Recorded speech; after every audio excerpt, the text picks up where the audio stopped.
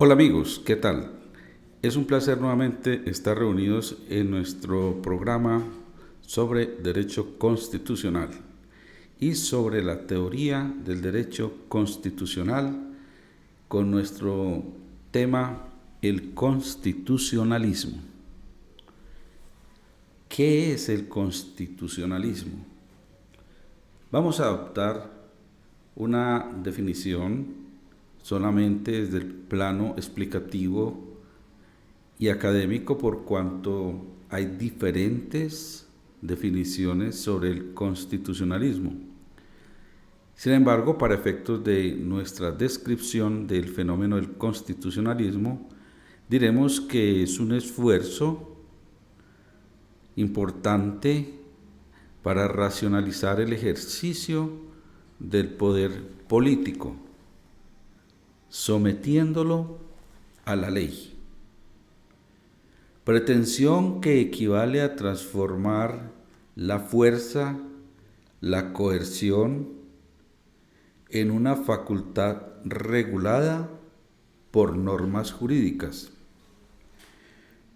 Podría decirse, en consecuencia, que el constitucionalismo tiene como propósito fundamental la legalidad del poder público, de manera que la ley informe todo su obrar, procura el máximo logro de la cultura política al superar el utilitarismo que se justifica al poder por sus fines y hace que el poder tenga su fin en sí mismo como razón de Estado. La manera de abordar el fenómeno del constitucionalismo por parte de un autor como Ferrajoli es bastante distinta, señala el profesor Manuel Atienza, en una importante elaboración denominada Interpretación Constitucional y Argumentación y Constitución. Para Ferrajoli, el constitucionalismo contemporáneo lleva a postular una doble articulación en el plano de la validez interna del derecho. Es decir, una norma jurídica puede ser calificada como válida en cuanto predicado distinto a la eficacia y a la justicia, en dos sentidos. Puede poseer validez formal o vigencia, pero también validez sustantiva o plena, validez propiamente dicha.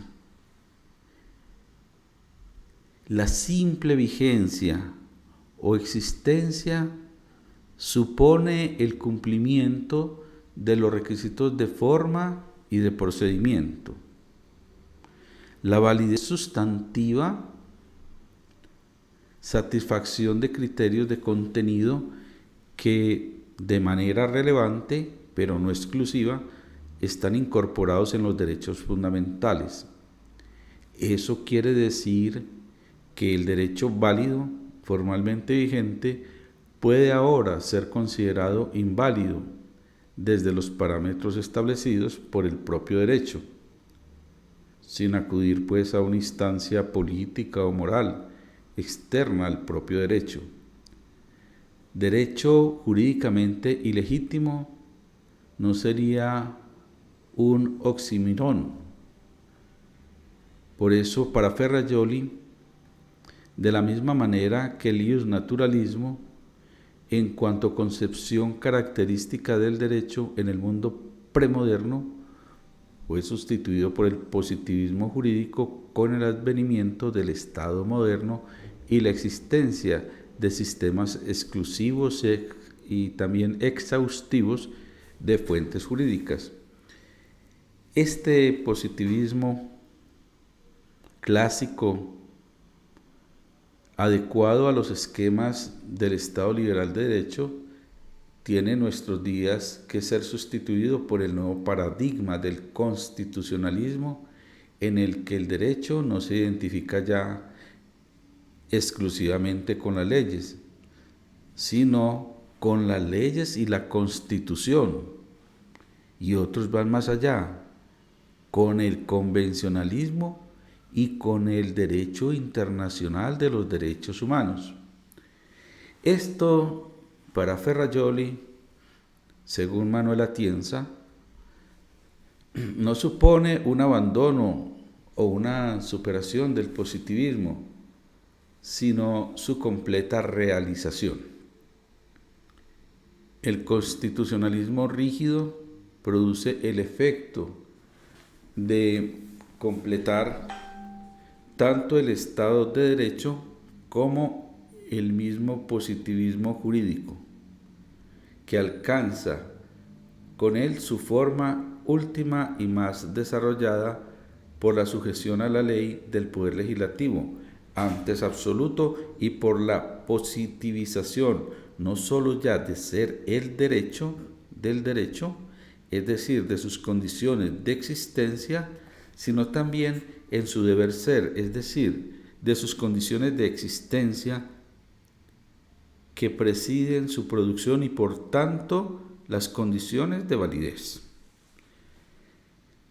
El neopositivismo o positivismo crítico que defiende Ferrajoli, según Atienza, en cuanto a concepción adecuada para dar cuenta del fenómeno del constitucionalismo, supone, con respecto al paradigma positivista, cambios fundamentales en relación con la manera de entender la estructura, el concepto del derecho, la dogmática jurídica y la jurisdicción.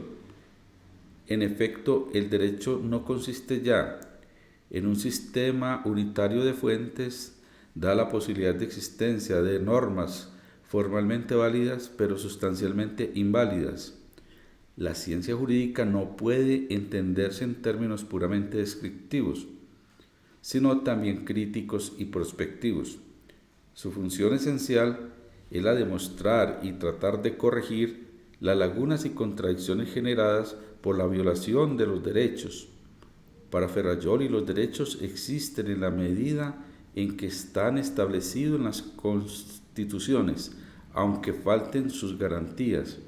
En especial, muy normal en nuestra América, garantías legislativas. Y la jurisdicción en la medida en que ha de verse como aplicación e interpretación las leyes en conformidad con la Constitución. Incorpora también un aspecto pragmático y de responsabilidad cívica. Esa concepción del constitucionalismo de Ferrajoli tiene sin duda muchos puntos de coincidencia con autores que o bien rechazan el positivismo como Dworkin y Alexi, o bien consideran que la contraposición al naturalismo positivo jurídico es un problema mal planteado, como lo señala Carlos Nino.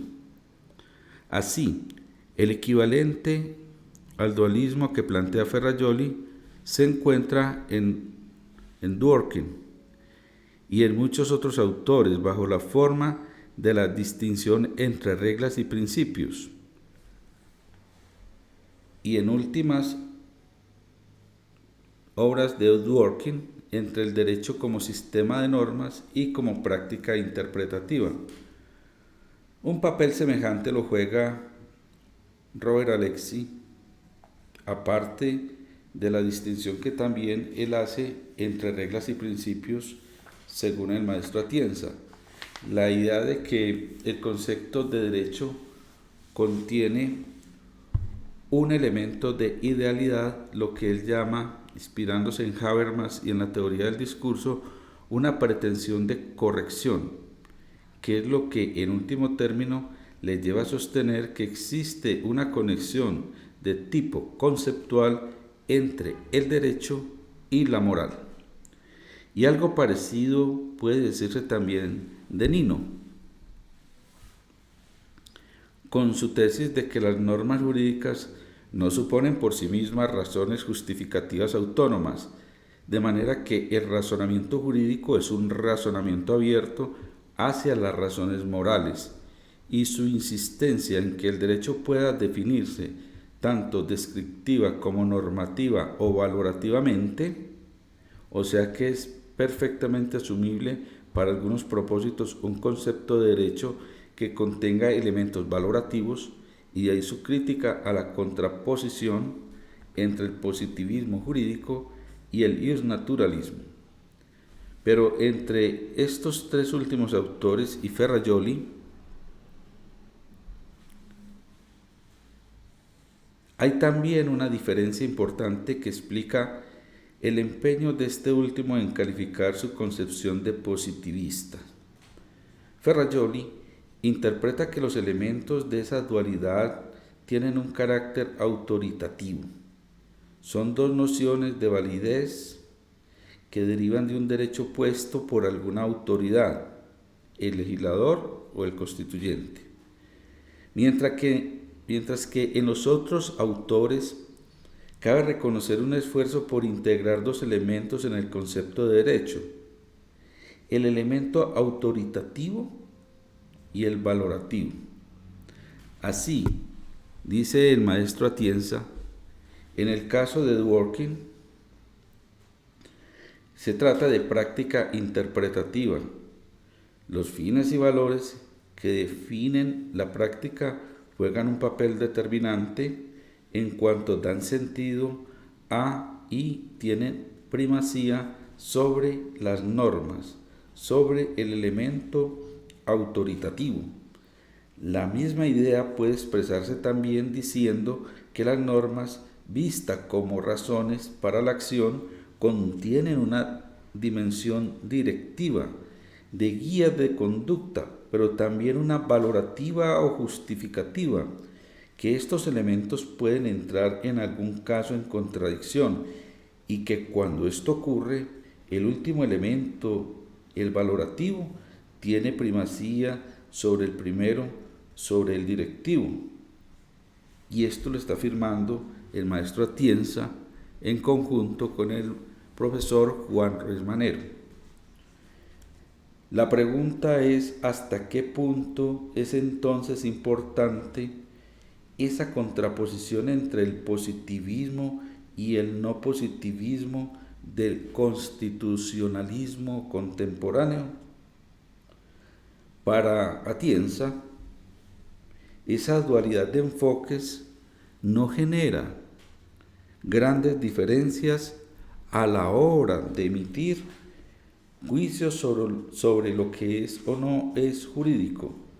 Lo que es distinto es más bien la forma en que se expresan esos juicios. Una norma que Ferrajoli consideraría válida en el sentido de vigente, pero inválida en cuanto a la dimensión sustantiva de validez, sería probablemente considerada por Alexis como derecho defectuoso. Pero ni Alexis, ni Dworkin, ni por supuesto Nino han negado nunca que para hablar con pleno sentido de derecho injusto haya que acudir a la definición de derecho defectuoso. Tampoco desde la perspectiva de la manera de entender la función de la teoría y de la dogmática jurídica. Al igual que Ferrajoli, para Dworkin o para Nino, se trata de dos actividades que contribuyen a conformar la práctica jurídica. La tarea de resolver las lagunas y contradicciones a las que se refería Ferrajoli tiene su equivalente en el propósito de Dworkin de contribuir a la máxima realización de los fines y valores de la práctica jurídica, es decir, del Estado constitucional. Y en cuanto al papel de la jurisdicción, el énfasis de Ferrajoli en que el juez no esté vinculado únicamente a la ley, sino a la ley y a la Constitución, una idea por demás que está muy presente también en los otros autores, se diferencia poco en cuanto a sus efectos prácticos, de afirmar que la función judicial está regida no solo por reglas, sino también por principios, o que el juez debe procurar contribuir al desarrollo y mejora de la práctica u empresa en que consiste el derecho. La distinción, entonces, es más bien una cuestión de acento, pero ello no quiere decir que sea irrelevante. Tiene consecuencias, por ejemplo, en relación con la teoría de la interpretación, al considerar el derecho como un fenómeno puramente autoritativo. La interpretación no va a tener en la obra de Ferrajoli el alcance y desarrollo que en la de Dworkin. No es lo mismo interpretar textos establecidos por una autoridad que interpretar una práctica.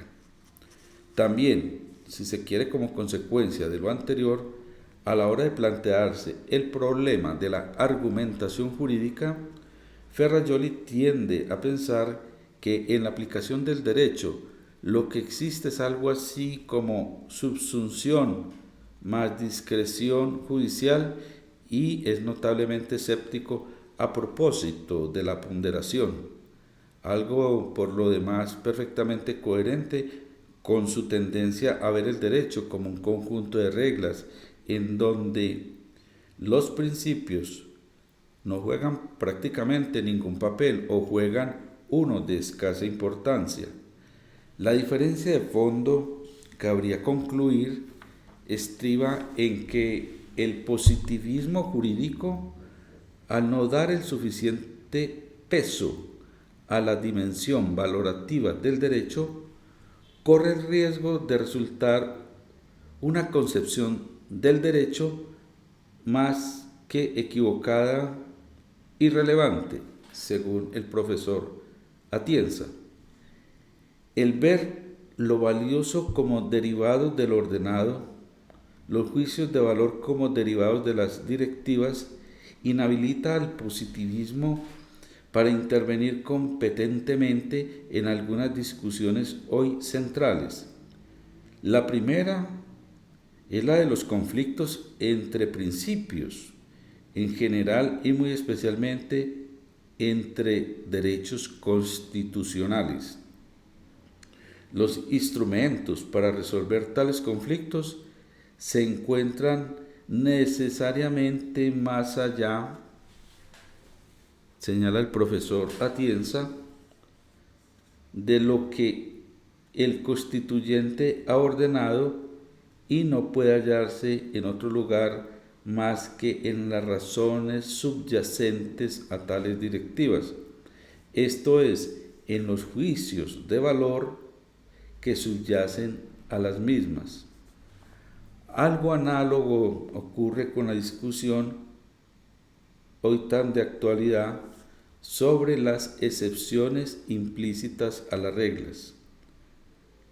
Tan solo parece poder darse cuenta coherentemente de ellas como supuestos de sobreinclusión por parte de las reglas en relación con las razones, esto es, con los juicios de valor subyacentes, tal como lo señala el profesor Atienza y Ruiz Manero. Amigos, por el momento hacemos otro corte de nuestras charlas y nuestro podcast y quedamos pendientes para una nueva entrevista para seguir examinando luego entonces el derecho como argumentación. Que estén muy bien. Muchas gracias.